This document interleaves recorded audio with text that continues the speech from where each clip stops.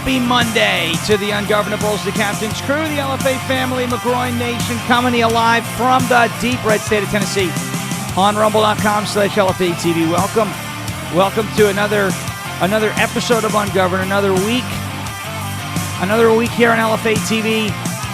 Wild. I mean, I'm prepping the show last night, and the news cycle, the news just kept changing, and so we're here with the latest now. I think the biggest story of the weekend, the two shootings in both Australia and Rhode Island, Brown University.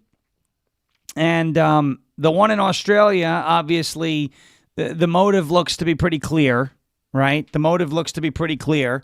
You had a Hanukkah event at Bondi Beach, and then you had a pair of radical Islamic terrorists open fire on that Hanukkah event at Bondi Beach in Australia. So, pretty clear motive there. I mean, it's not like for the last couple of years we've had idiots propping these people up with, globalize the Intifada. I think you're seeing what that means now. Remember, it wasn't localized, the Intifada, right? It wasn't like focus and like hyper fixate on one spot of it was globalized, the Intifada, meaning, unless you're one of these idiots who thinks the world is flat, all around the world, they wanted the Intifada to spread. They wanted to spread it all over the place. And so, again, that's what you're dealing with right now. Globalize the Intifada. It wasn't local. It's now in Australia. What the hell's it doing in Australia? I think it was a couple months ago in Sydney. There were some pro-Palestinian people chanting, "Gas the Jews." Just totally normal behavior. We're told they're not the problem, right? I'm told by groypers and idiot followers of Myron Gaines and idiot followers of Candace Owens that the Jews are the problem, right? The Jews are the problem. Okay. Over at Brown University, total incompetence on display over at Brown University in Rhode Island. I don't understand why it's called Rhode Island, by the way. It's not an island. It's not an island. It's not an island at all. But anyway. Maybe it used to be. Yeah, maybe. But Pangea. Yeah. The you continents, know about Pangea? They were all together at one point. Pangea. And then they separate. You got to keep them separated. Now, it's over in Rhode Island, Brown University. There were a lot of, first of all, the internet did the internet things again yesterday. The name of the shooter came out, and they started posting pictures of someone who was not the name of the shooter. Sorry, the name of a person of interest came out, and everybody jumping the gun. Everybody jumping the gun, for lack of a better term, starts posting a picture of the wrong person again. This is why every time I see a story break and I'm reading about it on the internet, I assume it's nonsense.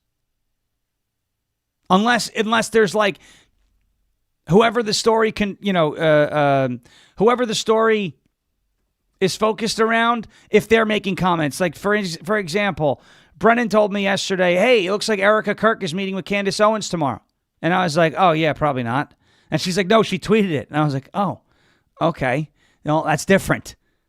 Because if there's one thing that happens in this really upside down, sensationalist, shock jock, fake news internet world, everybody either intentionally lies, ignorantly lies, or is just trying to be first instead of trying to be right. All of this last year, this chest beating about we are the media, went right out the window as soon as a bunch of morons started saying a nuclear bomb went missing in the United States because of drones over New Jersey. Because of a leak from the Pentagon to a washed-up Yenta in Bethany Frankel. There's a bomb missing. Don't you understand? The drones are real. There's a bomb missing. They wouldn't lie about that. No, they definitely wouldn't lie about that. It's not like clicks and views are incentivized by money on the internet. No, nobody would ever lie about that. So now we see in Rhode Island, not only when they released the name and the identity of their primary person of interest, and the internet put the wrong face and the wrong person up, then they put the right face and the right person up of the person of interest that was actually in custody. And then late last night, we find out what? Nope, that's the wrong guy. The shooter, the Brown University shooter, is still at large. What on earth is going on in Rhode Island? What is going on? Now, they say their community is safe. How do they know that for sure? I mean, George Carlin used to make a joke. People don't want prisons in their backyard because you got all these violent people around there. What do you think inmates are going to do when they escape a prison? Hang around? They're going to sit close to the jail? No, they're going to leave. They're going to leave the scene of the crime. No one knows who the shooter is now. I don't even know if they know who the shooter is now. But that shooter, according to reports, shouted something before commencing the attack. Okay, first thing that comes to mind is Aloha Snack Bar, right? That's what a lot of these loons shout. Apparently, the VP of the Republican club in Brown University was killed. There are questions, was this a targeted hit? I don't know if it's a targeted hit. I think there may be an element of targeting and purposefulness, right? Intent in that the class that was targeted, that was in session, from what I read, was Judaic studies. Okay. So I guess a class that was learning about, Jewish culture, Jewish ethnicity, the Jewish religion. So is this another element of radical Islamic terror out there in Brown University, targeting a Jewish professor and a bunch of people learning about the Jewish culture, the Jewish religion? Is that what's happening? Look, we don't know, but we can look at it and say, well, that would line up with a lot of these attacks. But we don't know. We don't know. And unlike Candace Owens, we don't go, well, I don't know, but I know. Hate that crap. If you don't know something, say you don't know something. You say you think it's what's going on. You have a feeling that's what's going on, but we don't know for sure. Let's see. Now, the news is a very dark place these days, right? It's been there's been a lot of heavy news, but I have a very uplifting story that I'm gonna get to. It's not in my ticker. I wasn't planning on doing this. It was, maybe something we'd cover next Saturday on the Rumble Rundown.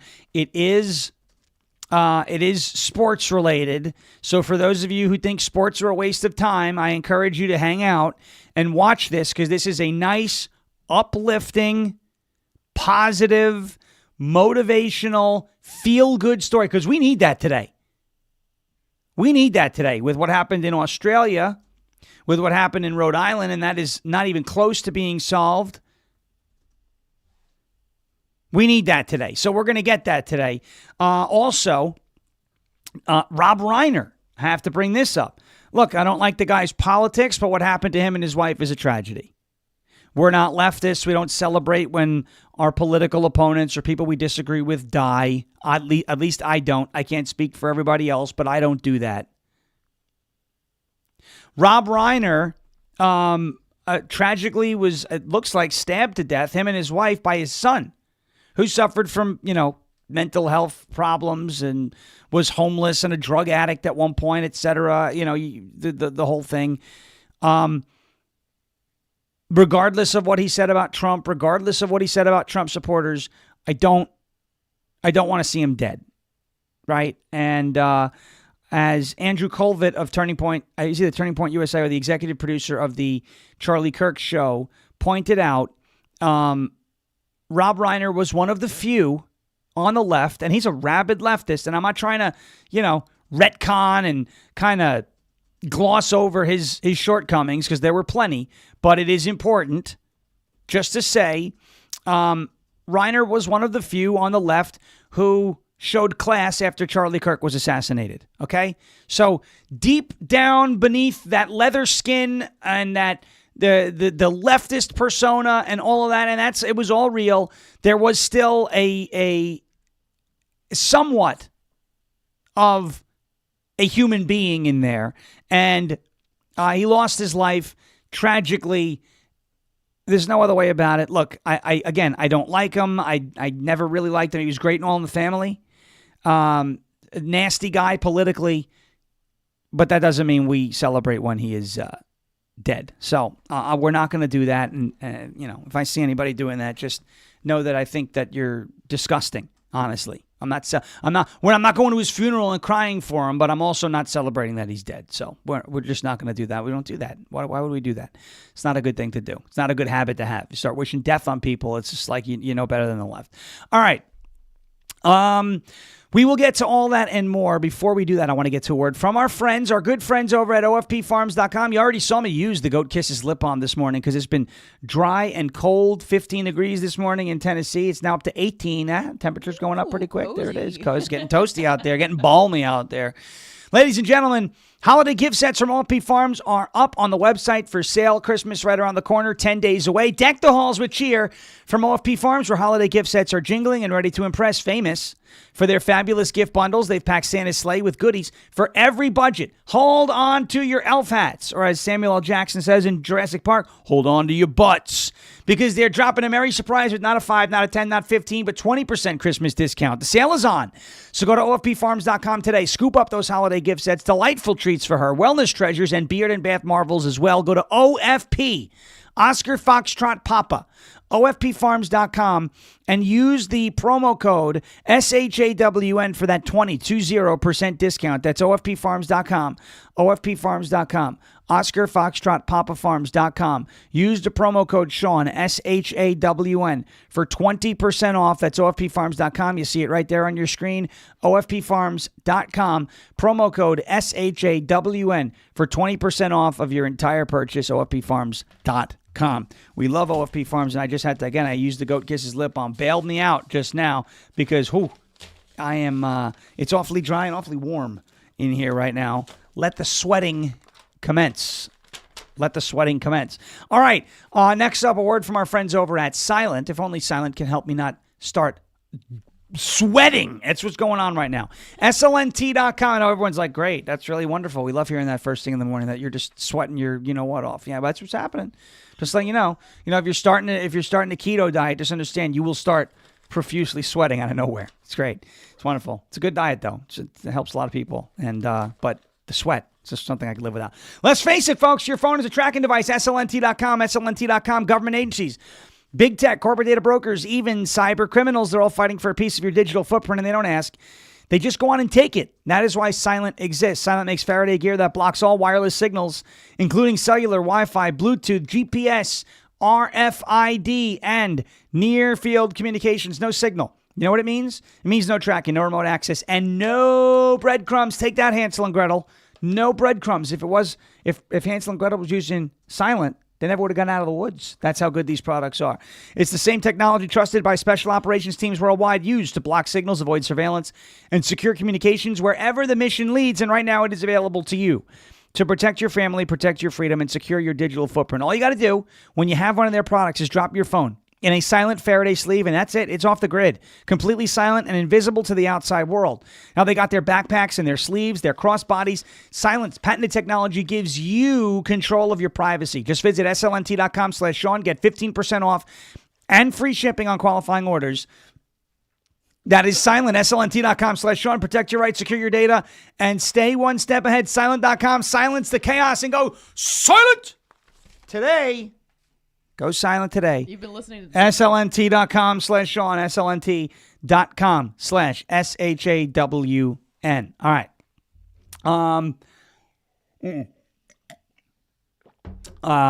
Let's move on. To I'm going to give you this uplifting story. Phillip Rivers. You guys know who that is? He was a longtime quarterback for the San Diego, now Los Angeles Chargers franchise. He was the quarterback that took over there after Drew Brees. Yes, Drew Brees was a quarterback for the Chargers way back, early 2000s. And then he got hurt. And the Jets were thinking about signing him, but they went with Chad Pennington instead after a rotator cuff injury. Because believe it or not, Chad Pennington beat Drew Brees in the playoffs in San Diego. Okay? He winds up signing with the New Orleans Saints, turns that entire franchise and, frankly, the city around in the wake of Hurricane Katrina. But Phillip Rivers takes over at quarterback for the Chargers, plays almost his entire career there, bounced around afterwards, goes to the Indianapolis Colts, finishes with the Indianapolis Colts in 2021. Phillip Rivers spent 4 years in retirement, has not thrown a pass in an NFL game, has not practiced with an NFL team. Phillip Rivers was essentially signed off of his couch because the Colts lost their starting quarterback, Daniel Jones, to an Achilles injury last week. They sign him off his couch to the practice squad. They bring him on to the active roster. He is the starting quarterback last week. He is a grandfather, 44 years old. He's a grandfather. He's got 10 children with one woman. 10 children with one woman. It's nice, right? And is coaching a high school football team at the Catholic high school that he is currently coaching at. 7 daughters, 3 sons for Phillip Rivers. And this guy, despite not playing football for over 4 years, despite not taking a hit from an NFL player in over 4 years, came into the game yesterday, and look, the Colts came close. Their defense is ultimately the one that let them down. Phillip Rivers led them down the field, kicked the go-ahead field goal with under 50 seconds left in the game. I'm not here to talk sports. I want to show you, though, this guy, 44 years old, the first grandpa in the NFL to throw a touchdown pass. Watch this. 3rd down and 4. Rivers, and he's got a man. Touchdown! That's Josh Downs, and that's Phillip Rivers with a touchdown pass. The 422nd touchdown pass of his career. And there's Phillip Rivers throwing a touchdown pass, and I want to show you something. He is a coach of a high school football team, and they were watching their coach suddenly play an NFL football game, thrust into the chaos of an NFL game, of a franchise that badly needs an answer at quarterback right now after Daniel Jones went down. And I just want to show you the jubilation of this football team when their head coach threw a touchdown pass. Watch this.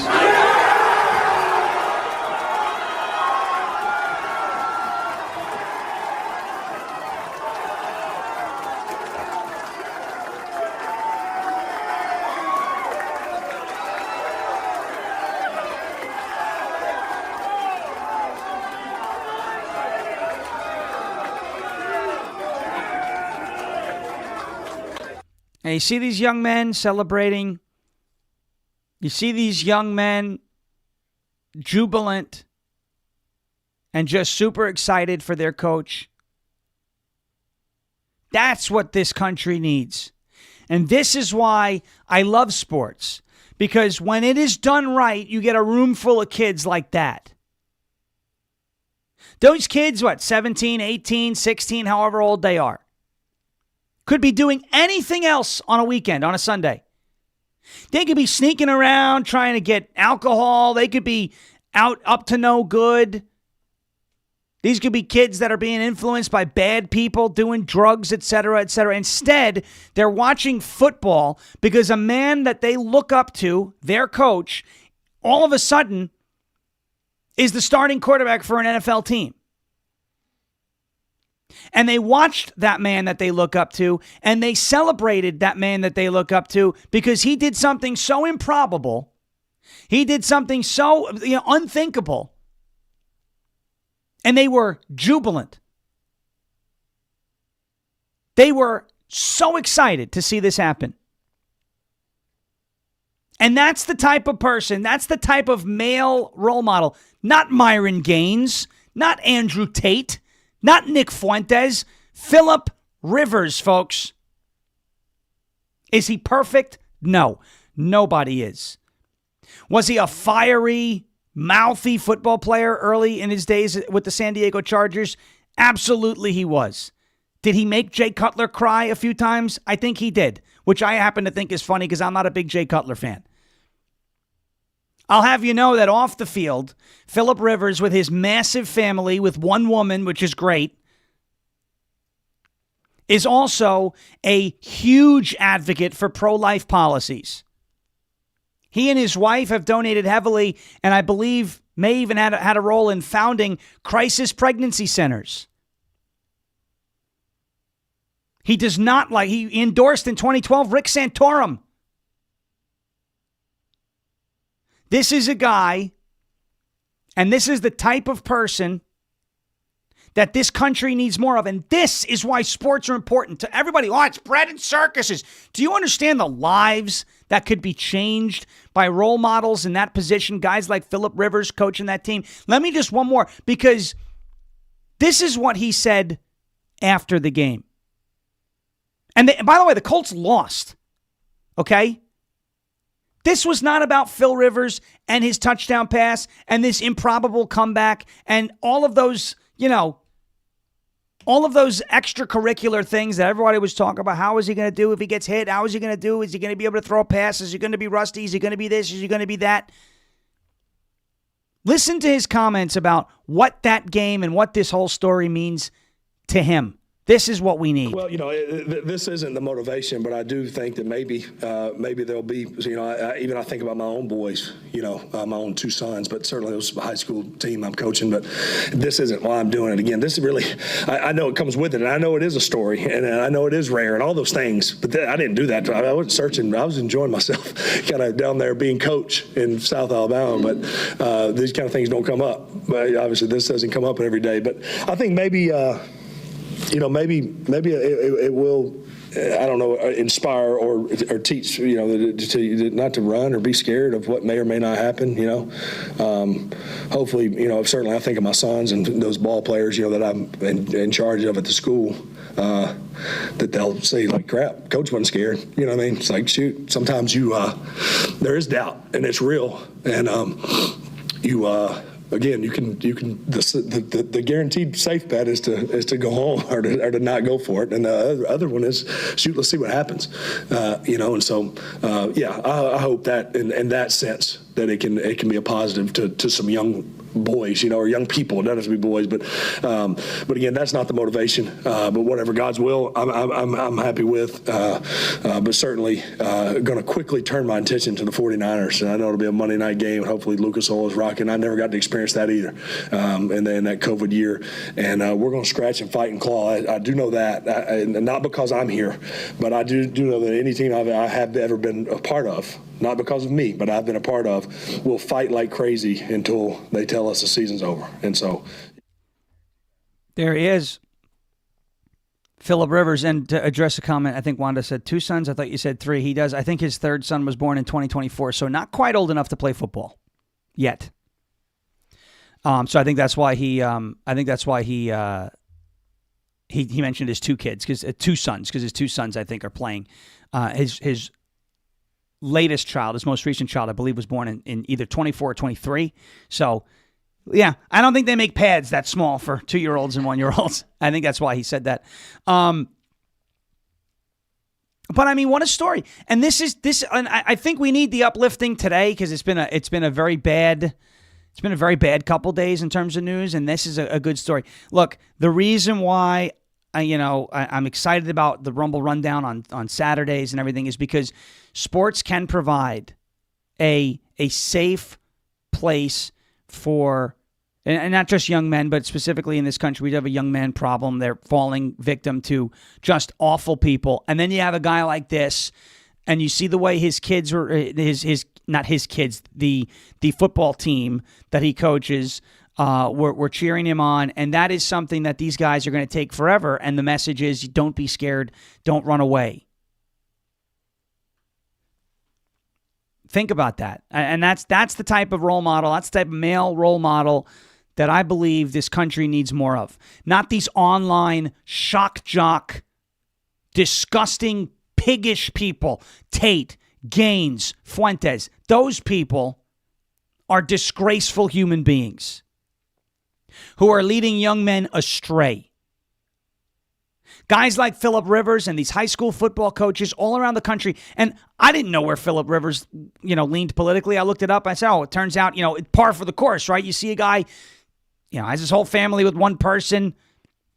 You learn a little bit more about him. I don't know. There could be ultra crazy liberal high school football coaches across the country, but they are still probably better role models than somebody like Myron Gaines or Andrew Tate, who believes that beating women and objectifying them and minimizing them is the right course of action. And Nick Fuentes and all this. Nick Fuentes, the new leader of Gays for Palestine. That's what we need more of in this country. That's what we need more of. Okay. I want to get into Brown University now. Obviously, there was... the amount of incompetence here is just off the charts. Off the charts. They had the wrong dude all day yesterday. 2 people killed, 9 people wounded in the Saturday shooting at the Barris and Holly building at Brown University. Officials are emphasizing that the investigation is moving quickly with evidence being collected by multiple agencies, but they're not yet confirming details that could compromise the case. Fine. The man earlier detained yesterday as a person of interest was released because new evidence that came up throughout the investigation no longer supports keeping him detained. Providence's mayor last night reassured the public that they are safe, by the way, and I hate having to use them, but it's NBC News that I'm using here because they have the most recent and up-to-date reporting on it. That's where we got to go. Providence's mayor yesterday reassured the public that they're safe, even as the gunman in yesterday's shooting remains on the loose. Mayor Brett Smiley emphasized that an hours-long shelter-in-place order was lifted earlier because police had not received any credible threats since the shooting to the Brown, Providence, or Greater Rhode Island communities. That hasn't changed. Quote, "We are not recommending at this time a new shelter in place. We do not feel it's necessary." He said police will be more visible in and around Providence and Brown campus to calm people's nerves. Smiley also again asked the public to submit any videos they might have that could aid the investigation. Officials emphasized that the short video showing a person walking away from campus, which doesn't clearly show the person's face, is the best video that they've been able to review thus far. That might point to the gunman. State Attorney General Peter Nerona said, "We are not holding back video that we think would be useful, and I don't think I should even have to say it. Evidence is now pointing in a different direction from the first person of interest. Authorities will shortly release a person of interest." They did release that person of interest who was detained earlier yesterday because the evidence now points in a different direction. Authorities did not originally specify what evidence they had to justify taking the person of interest into custody. From what I read, it was some sort of characteristic about the gun. But I guess new evidence came up and suggested that it wasn't the guy. I don't know, because this is such a an extraordinary level of incompetence that we're seeing on display. And I'm not trying to say that law enforcement and investigations and all this, I'm not saying it's an easy job, but there are certainly better ways to handle it than how they're handling it. They're handling it very poorly. Now, in many school shootings, you wind up with the shooter dead and you don't have to worry about a manhunt. But even in the Charlie Kirk assassination, they got Tyler Robinson within, 24, 36 hours or so after the assassination. What was it, a Wednesday? It happened on a Wednesday, and I believe they got him Thursday night. I think it was the whole... They surrendered. The parents surrendered him on Thursday night. Maybe it was Friday morning. One way or the other. I think that was, so they got him fairly quickly. Unfortunately, they don't have this guy. Now, the question that I have is, and we'll get to it on the other side of it, there are reports, and eyewitness reports are not always accurate, but there are reports that suggest that he shouted something before starting the attack. Now, he could have shouted anything. He could have shouted anything. But I would be lying to you if the first thing that I thought of wasn't your typical Aloha snack bar before these radical Muslims commit an act of terror. I would be lying if I said that wasn't my first instinct. So, and I know a lot of people are definitively saying that's what he said. I don't think there's been any confirmation on that yet. And by the way, just because one of your favorite influencers or investigative journalists says that's what he says, that's what the shooter said, does not mean the shooter said it. There has not been official confirmation on that. That being said, I would not be surprised. I would not be surprised. Now, we will get to that report in a second. Before we do that, I want to get to a word from our friends at goldencrestmetals.com/LFA, goldencrestmetals.com/LFA. Hey everybody, Jeremy Harrell here. Look, I want to talk to you a little bit about gold and silver. When I was a kid, I always wondered what Fort Knox must look like. And when I was a kid, I always envisioned that when you would walk into Fort Knox, you would see just gold everywhere, literally raining gold, kind of like what you see behind me right now.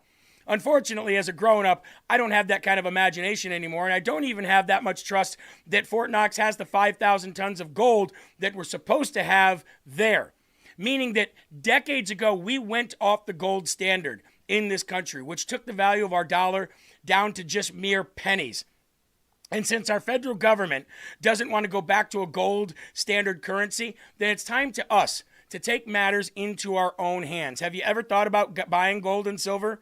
Have you ever thought about taking portions of your IRA or your 401k or your nest egg or your savings and putting it into gold and silver, either all or a portion of it? Have you ever wanted to purchase silver like this in bullion or premium? I know I do. And I know I wanted to take matters back into my own hands, which is why I have worked with Golden Crest Metals to do that. GoldenCrestMetals.com/LFA is going to be your go-to, absolutely transparent and trusted partner. Now, you can go to that website or you can call 888-308-4202. And what the good thing about this is they're going to guide you. They're going to talk to you. They're going to guide you. They're going to give you all the answers to your questions. And there's going to be no hidden fees. It's completely transparent. No hidden fees, no pressure, no surprise markups whatsoever. Clients get to see everything before they purchase. They've even agreed to lower the minimum investment to the LFA audience in order to make sure that everybody has access to this. Free IRA storage, free insured shipping, and a full range of precious metals from gold, silver, palladium, and platinum. And if it's easier for you to just maybe click a QR code, well, guess what? We've got that available for you too. Right here, ladies and gentlemen. Click this QR code on your screen and it'll take you right there. GoldenCrestMetals.com/LFA. Again, GoldenCrestMetals.com/LFA, or call 888-308-4202 today to reach these guys. They're going to be a great partner for you, just as they have been for me, and we absolutely recommend here at LFA TV, GoldenCrestMetals.com/LFA. That's goldencrestmetals.com/LFA, goldencrestmetals.com/LFA. Appreciate you being a part of the show. Next up, our friends over at Captain Shitty's, CaptainShitty's.com. Their salsa, good stuff over there. CaptainShitty's.com, CaptainShitty's.com. Ladies and gentlemen, Captain Shitty's offers a bootylicious two-pronged attack on hunger with his legendary Southwest salsa and robust beef sticks. The salsa is a chunky texture of corn, black beans, and jalapenos, delivering an authentic meal-in-a-jar experience. The beef sticks, meanwhile, are a hearty protein-backed snack with multiple tangy flavors, satisfying your inner pirate with every salty bite. Check out their offerings on the Captain Shitty's website at CaptainShitty's.com. Captain Shitty salsa. You got to love this stuff. It's really good. CaptainShitty's.com, CaptainShitty's.com. Check it out today, CaptainShitty's.com. Okay. I see Redneck, our buddy out there, talking about gold. He's a big advocate for buying gold, which is a very good idea. Always is. There you go. Always is a good idea to get yourself some gold. It's one of those tangible assets that is a great hedge against inflation. So, goldencrestmetals.com/LFA. This is the report from the New York Post and several, I guess you could say, eyewitness accounts. which, generally eyewitness accounts, not the most accurate over the course, but sometimes it's all you got. The Brown University gunman shouted something before opening fire as they got their person of interest yesterday, but then they released them. Detectives are still trying to find a 20-something person of interest in the Brown University. That doesn't matter anymore. Detectives are still trying to figure out. Get out of here. My gosh. No, I'm not supporting the New York Post. Detectives are still trying to figure out what was said by the gunman, whose firearm had a unique characteristic that helped cops tie him to the deadly shooting. According to NBC News, the giveaway was a laser scope on the handgun. According to the Post, the shooting, which killed 2 students and wounded 9 others, happened around 4:30 p.m. during a final exam review session at the Ivy League University for an economics class run by Rachel Friedberg, who also serves as a faculty associate of the school's program in Judaic Studies. Okay, so this was not a Judaic Studies class. This was what I would assume with the last name. Friedberg, a Jewish professor who is a faculty associate of the school's program in Judaic Studies. So this was an economics class run by a Jewish professor who is somebody who is a part of the Judaic Studies program at Brown University. Got it. So that's interesting piece of information, interesting details. Friedberg's research specifically focuses on economic impacts of immigrants in the United States and Israel, with the professor previously serving 4 years on the faculty of the Department of Economics at the Hebrew University of Jerusalem, according to Brown. So I know that, her name was Ella Cook, I believe, was the young woman who was killed. She was a vice president of the Republican club there at Brown University, from what I understand. I think that's what it was, the vice president, or she was a part of some sort of Republican organization on the college. Let's see here. I can't get into this article either because they've paywalled it, which is great. We need information about the shooting, but stick it behind a paywall. Better than Candace Owens, Mediaite. Ella Cook, I don't believe, was the target of the attack. If the gunman, if we could, let's make an assumption now and do if this, then what? If the gunman did in fact shout something and that something was Allahu Akbar, right? Aloha snack bar, which is like the Muslims' favorite thing to shout before committing an act of terror. It would not be far-fetched to conclude that this person, if, again, this was inspired by or was an act of radical Islamic terror, that he was targeting not Ella Cook, but this professor, Rachel Friedberg, who, doesn't just teach Judaic studies and all this. She's does research about, immigrants in the United States, Israel, served 4 years on the faculty of the Department of Economics at the Hebrew University of Jerusalem. So there you go. A teaching assistant was leading the review course for the class at the time of the shooting. Police have yet to offer details on a possible motive. Well, we know what the possible motives are. We don't know what the actual motive is. But the possible motive to me would be radical Islamic terror or some sort of attack on Jews. I'm not saying that because I think everything is an attack on Jews. I'm saying that because of the connection with the teacher. And that's all the information that we have. It could be something completely different. It could be a student who's, got sour grapes with this professor or with the university because of a grade that he received. We don't know. We don't know. But based on the information that's out in front of us, I don't think it's far-fetched to at least ponder the thought, hey, was this another attack on Jews? Was this another radical Islamic terror attack? Authorities would not comment Sunday on whether the gunman was connected to the elite school in Providence, Rhode Island. One of the injured victims remains in critical condition, 7 are in stable condition, and 1 has been discharged from the hospital. The person of interest was taken into custody following heavy police activity. That person of interest has now been released. They do not have a suspect in custody right now. The reason why so many of us looked at, after October 7th and said, hey, look, you may not be the biggest fan of Israel, and you may not be the biggest fan of foreign aid. Hi, I hate foreign aid. But wiping out the people who are chanting globalize the Intifada. Globalize, meaning it will come to your neighborhood, which is what they want, right? They want it to come to your neighborhood. It'll come to Australia. It'll go to New Zealand. It'll go to the UK. It'll go to the EU. It'll go to France. It'll go to Russia. It'll go to Poland. It'll go anywhere. globalize means they want it everywhere, right? It wasn't just like, oh, what does it matter? It's not our war, Israel and Hamas, it's happening over there. They're saying globalize the Intifada and death to America. Now, this is not me saying I want American boots on the ground in Israel to fight their war and eliminate Hamas. This is me saying whatever Israel had to do to eliminate Hamas, they should have had carte blanche to do it. Okay? Specifically because now you got this. Iran, which is one of the world's most prominent state sponsors of terror, radical Islamic terror, had a very interesting response to what happened in Australia. Very interesting response. Mass casualty terror attack targeting a Hanukkah gathering at Sydney's Bondi Beach was the predictable outcome of a global environment in which anti-Semitic incitement is normalized, rationalized, and in some cases actively encouraged by state actors. And by the way, not just state actors.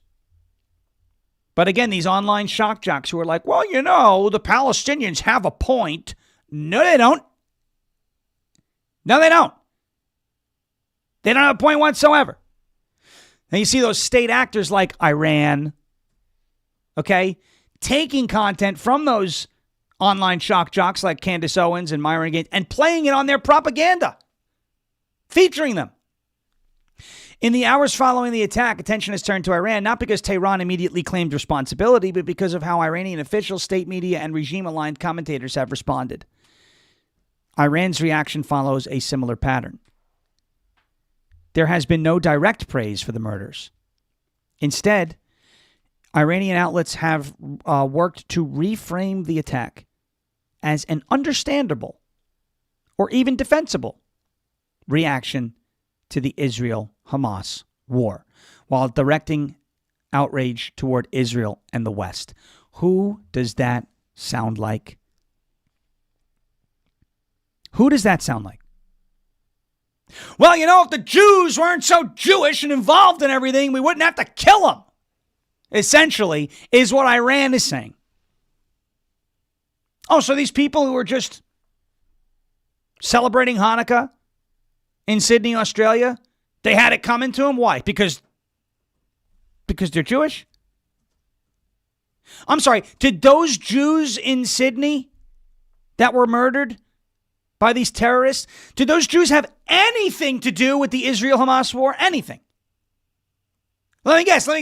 I saw some people, it's a Mossad false flag. Okay. I'll tell you what you could do with that flag. You could shove it right up your ass, okay? We know you love putting things up there anyway. Might as well start storing stuff up there for the winter. It's getting cold.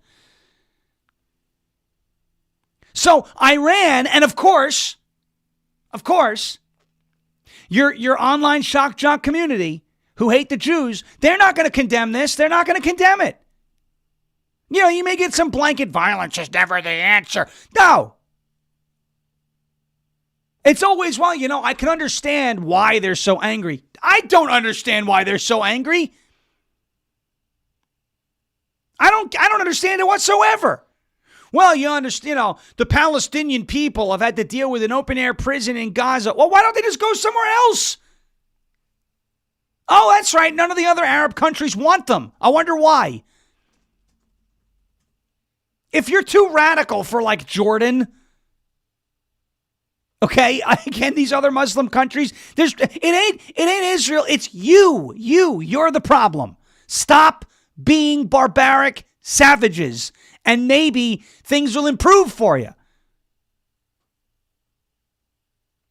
These people who rationalize October 7th, right? Well, you know, if they hadn't been dealing with such a tough situation in Gaza, well, you know, if their land wasn't stolen, well, you know, if they weren't persecuted, well, you know, they've got a point. Oh, they do? And what is that point? What is that point exactly? And are you justifying them making their quote-unquote point by just slaughtering innocent people who have nothing to do with the struggle that they're facing?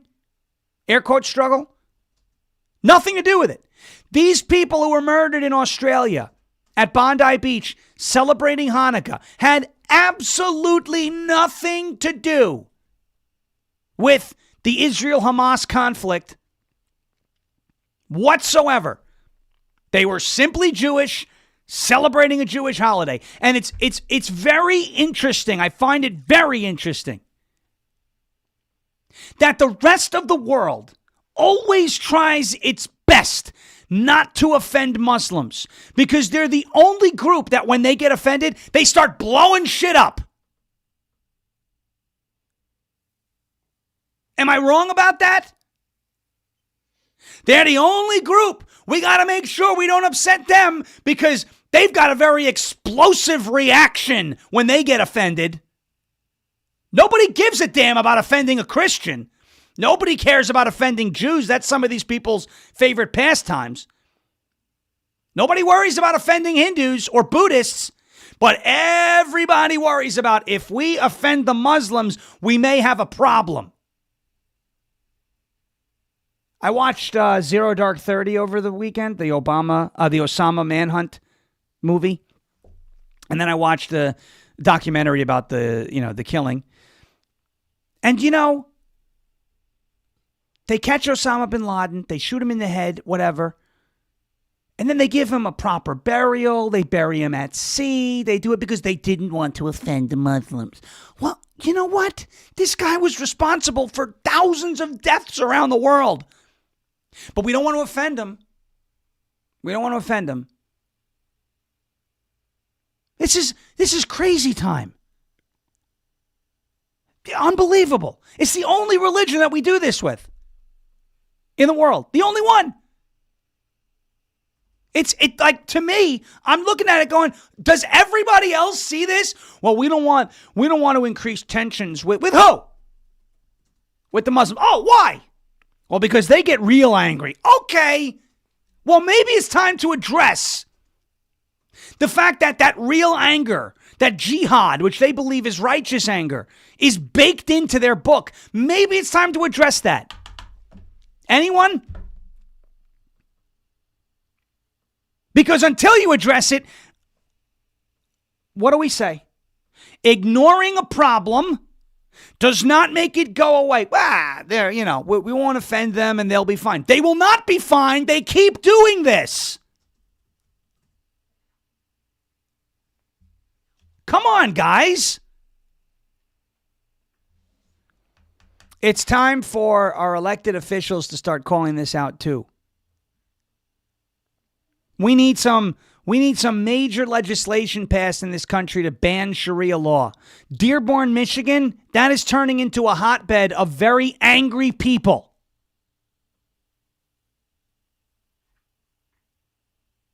Oh, well, we don't want to tell them to stop blasting their calls to prayer on the loudspeakers every morning because we don't want to make them angry. Why? No one cares about making Christians angry. No one cares about making Jews angry. That's because Christians and Jews don't blow up strip malls when they're mad. That's why.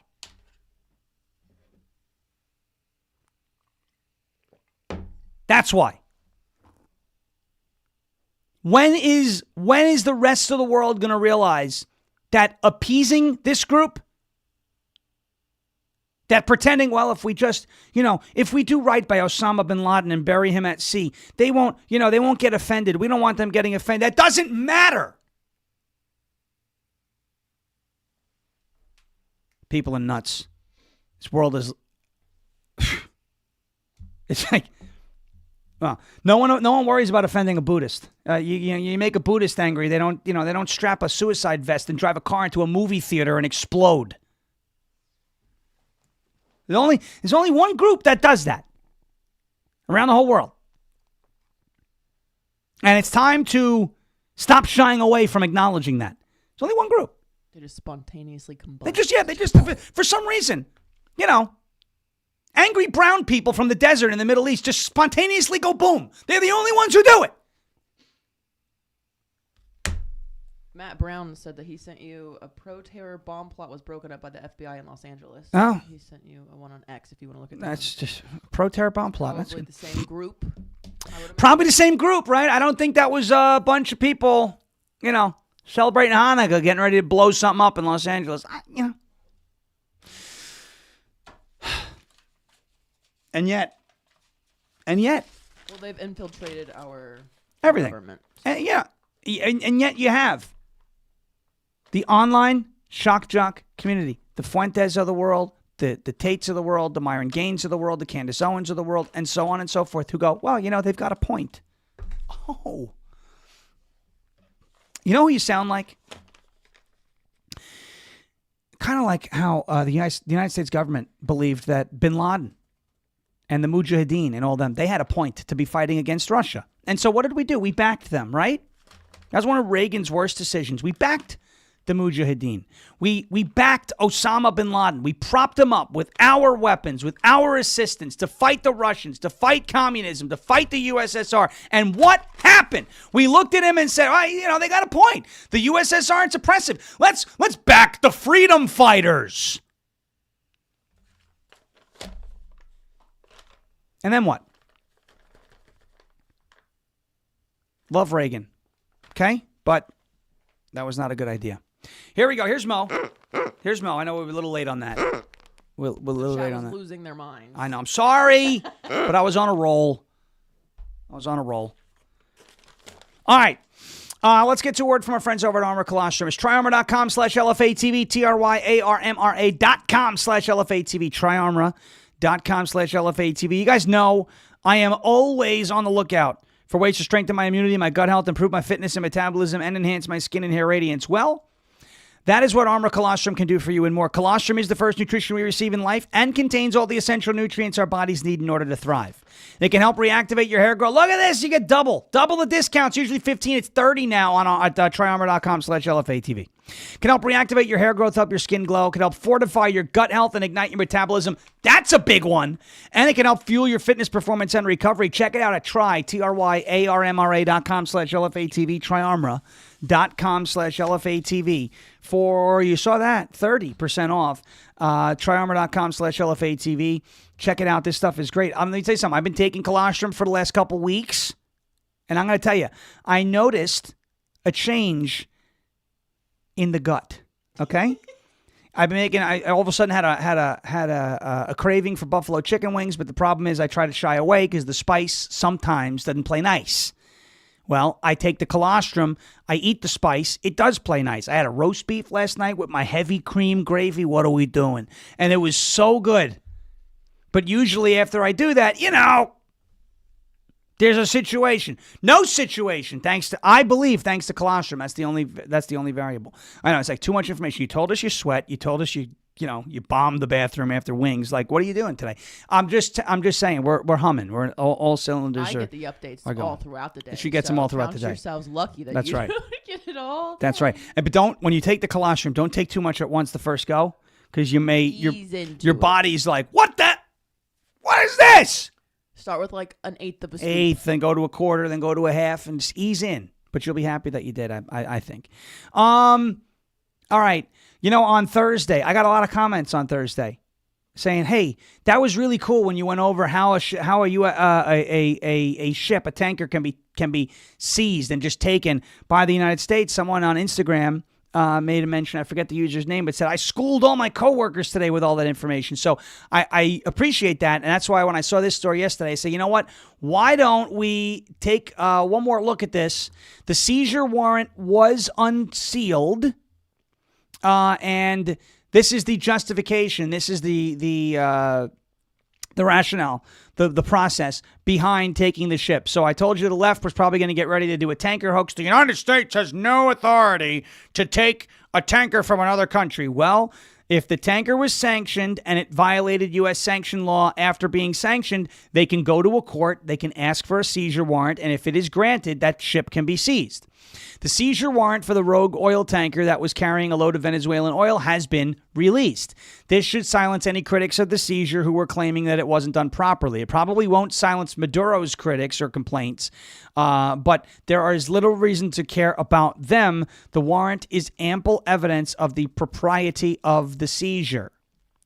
The move comes as the Trump administration layers on new U.S. sanctions against the Venezuelan oil shipping networks and Venezuelan leader Nicolas Maduro. The warrant, which was signed by U.S. Magistrate Judge Zia Faruqi on November 26, 2025, was obtained under federal law that authorizes seizure of all assets engaged in, planning, or perpetrating any federal crime of terrorism, according to a Friday news release from the United States Attorney General's Office for D.C. The FBI's counterintelligence division and our partners will continue to enforce U.S. sanctions and cut off our adversaries from financial markets and critical technology. The judge was appointed to his present position in September of 2020. He appears to have made ample experience dealing with cases like this. He's a judge who understands the way this process works, and that is essentially what went on here. So you had this tanker dealing with Iran. The United States obviously has designated them a state sponsor of terrorism, using the U.S. financial system. The sanctions were placed on this ship, remember, during the Biden administration. During the Biden administration, their Treasury Department designated or sanctioned this ship. The Trump administration said, hey, this ship is sanctioned. It's violating sanction laws. We have the authority to take it. If a judge signs off on it, a judge did. And now you have the warrant. So this was not something that was just done arbitrarily. They followed the process. As I said on Thursday morning last week, there doesn't appear to be anything that was extrajudicial here. There doesn't appear to be anything that was extrajudicial here. Tomorrow, I'm going to have to get into that. Tomorrow, somebody brought up a good point on there. There's another group that everyone's afraid to offend, and those are transgenders, who also tend to get very violent when they get angry. They tend to commit acts of terror as well. Tomorrow we'll get into, as I see what Matt sent me, suspects from a pro-Palestine extremist group are in custody. They were targeting 5 different locations. FBI has stopped it, according to Benny Johnson, stopped a terrorist bombing in Los Angeles that was planned for New Year's Eve. Good job, FBI. Great job, FBI. To those who say, Cash and Bongino aren't doing anything, they're saving people's lives. They're dismantling the 764 network. They stopped the radical Islamic terror plot in Michigan. They stopped another one, it appears, here in Los Angeles. They rescued a lot of kids, too. And they rescued a lot of kids. Jeremy Harrell coming up next here on LFA TV, rumble.com/LFA TV. Thank you so much for watching and listening. As President Trump says, we will never give up. We will never give in. We will never, ever surrender. If all else fails, we will just become ungovernable. Thank you. God bless you. God bless this one nation under God, indivisible, with liberty and justice for all. Have a great rest of your Monday. We'll see you tomorrow morning. Same time, same place, rumble.com/LFA TV. Drop us a like. Make sure you're sharing the show. Stick around right here for Jeremy Harrell coming up next. Rumble.com/LFA TV. In the words of John Fetterman. Good night, everybody. Even though it's the morning. Bang gavel. And of course, in the words of Donald Trump, thank you for your attention to this matter. Jeremy up next. We'll see you tomorrow.